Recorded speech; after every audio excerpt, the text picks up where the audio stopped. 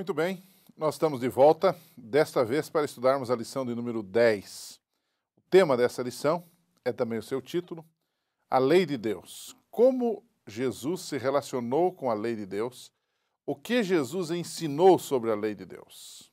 Para introduzir o assunto, eu lhe faria um questionamento. Você já assistiu algum filme pela metade ou do meio para o fim? Fica confuso, não fica? Difícil de entender. Você já leu um livro da metade para o final que conta uma história inteira e você leu apenas a metade da história? Ou você leu no meio da história algum incidente, algum fato relacionado com esse livro? Você fica confuso, você não consegue entender, não consegue decifrar.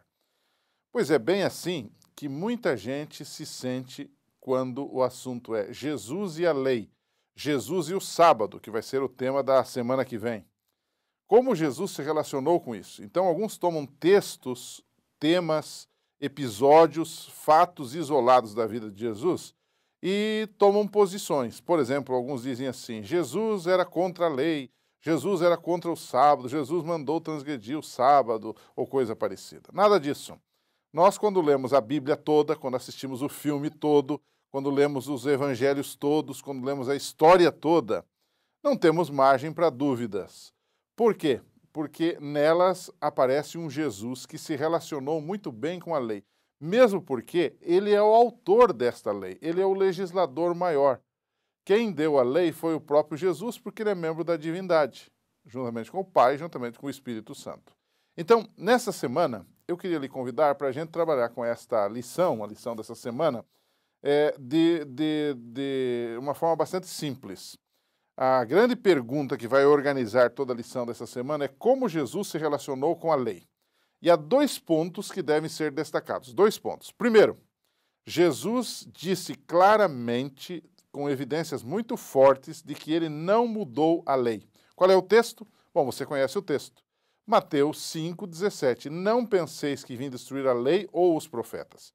E com essa expressão lei e profetas, ele na verdade estava ampliando não apenas os 10 mandamentos, mas todo o Velho Testamento, devidamente interpretado, lógico, à luz de Cristo, deveria ser algo que não deveria deixar de cumprir o seu papel e nem deveria ser abolido. Portanto, toda a Bíblia está em vigor e toda a lei de Deus. Então, o primeiro conceito é esse, ele não mudou a lei. Não é?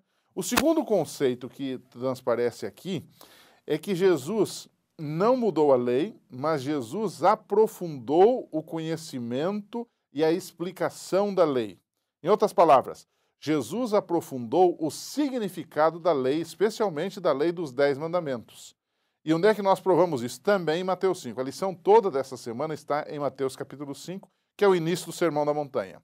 No verso 17 tem o verso que nós já lemos, que é o verso que diz que ele não veio destruir a lei ou os profetas, veio para cumprir. Mas a partir do verso 21 até o verso 44, a gente percebe esta segunda maneira pela qual, ou através da qual Jesus se relacionou com a lei de Deus. E especialmente os 10 mandamentos, que são o resumo desta lei.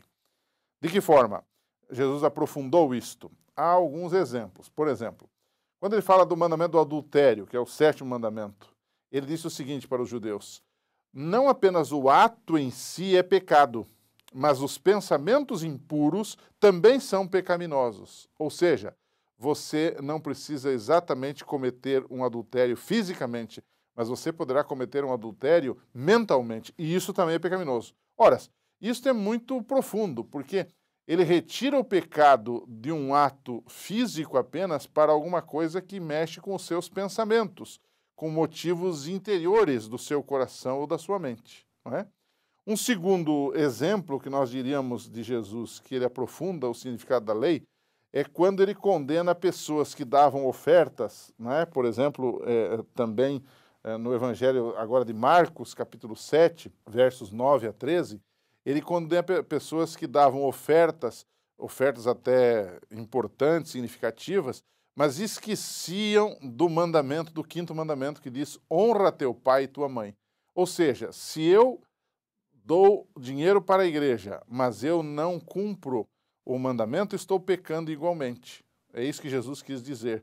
Então, na verdade, Jesus não flexibiliza a lei, Jesus não interrompe a lei, Jesus não vem abolir a lei, mas Jesus dá à lei um significado muito mais profundo, mais espiritual, mais amplo do que os judeus da época de Jesus lhe davam, ok?